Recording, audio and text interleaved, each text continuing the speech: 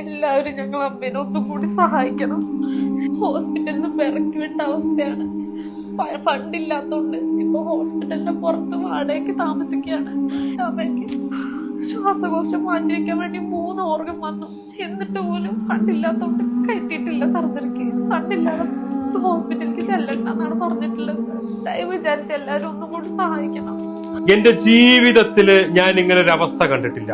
+1 പഠിക്കുന്ന മോളും 10ാം ക്ലാസ്സിൽ പഠിക്കുന്ന മകനും കൂടിയിട്ട് ശ്വാസകോശം മാറ്റിവെക്കേണ്ട അമ്മയുമായിട്ട് ഒന്ന് ശ്വാസം എടുക്കാൻ പോലും കഴിയാതെ മരണത്തെ മുഖാമുഖം കണ്ടു കിടക്കുന്ന തന്റെ അമ്മയുമായിട്ട് 20 മണിക്കൂർ യാത്ര ചെയ്തിട്ട് ഹൈദരാബാദുള്ള യശോദ ആശുപത്രിയിൽ വന്ന് അമ്മയെ അവിടെ അഡ്മിറ്റ് ആക്കിയിട്ട് 80 ലക്ഷം രൂപ അമ്മയുടെ ശ്വാസകോശം മാറ്റിവെക്കാൻ വേണ്ടിയിട്ട് ഫണ്ട്, ഇനിയും 20 ലക്ഷം രൂപ കണ്ടെത്താൻ വഴിയില്ലാതെ ആശുപത്രിയുടെ മുന്നിൽ വീടെടുത്തിട്ട് നിൽക്കുക. കാരണം ഏത് സമയത്തും അമ്മയ്ക്ക് എന്തെങ്കിലും സംഭവിച്ചാല് എന്ത് ചെയ്യുമെന്നറിയാതെ ക്ലാസ്സിൽ പോലും പോവാൻ കഴിയാതെ ഈ 2 മക്കള് ഈ അമ്മയെ ചേർത്ത് പിടിച്ചുകൊണ്ട് ഈ റൂമിനകത്ത് എങ്ങനെ ഇരിക്കുമ്പോ ഈ വീഡിയോ കാണുന്ന നിങ്ങൾ വിചാരിച്ചാൽ 20 ലക്ഷം രൂപ കൂടി കണ്ടെത്തിയാൽ ഈ അമ്മയുടെ ശ്വാസകോശം മാറ്റിവെക്കാനും ഈ മക്കൾക്ക് ഈ അമ്മയെ തിരിച്ചു കൊടുക്കാനും സാധിക്കും. മലപ്പുറം ജില്ലയിലെ പൂക്കോട്ടുംപാടത്ത് ജയമോഹിനി എന്ന് പറയുന്ന ഈ സഹോദരിയുടെ അവസ്ഥ ഈ കാണുന്നതിനേക്കാൾ ഭീകരമാണ്.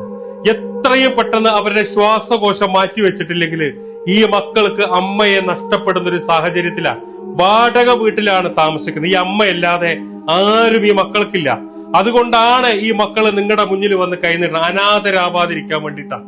ഈ വീഡിയോ കാണുന്ന നിങ്ങൾ എല്ലാവരും ഇവരെ സഹായിക്കാൻ വേണ്ടിയിട്ട് മുന്നോട്ട് വരണം. 20 ലക്ഷം രൂപ കൂടി മതി.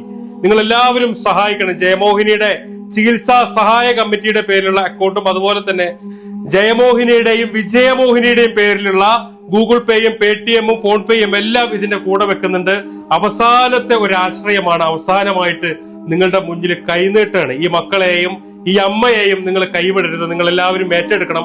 ഹൈദരാബാദിലാണ് ഞങ്ങളുള്ളത്. യശോദ ആശുപത്രിയിലാണ് ഇവരെ ട്രീറ്റ്മെന്റ് നടത്തുന്നത്.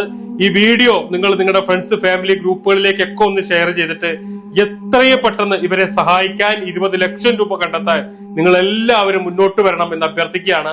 അസ്സലാമു അലൈക്കും വറഹ്മത്തുള്ളാഹി. എല്ലാവരും ഞങ്ങൾ അമ്മേനെ ഒന്നും കൂടി സഹായിക്കണം.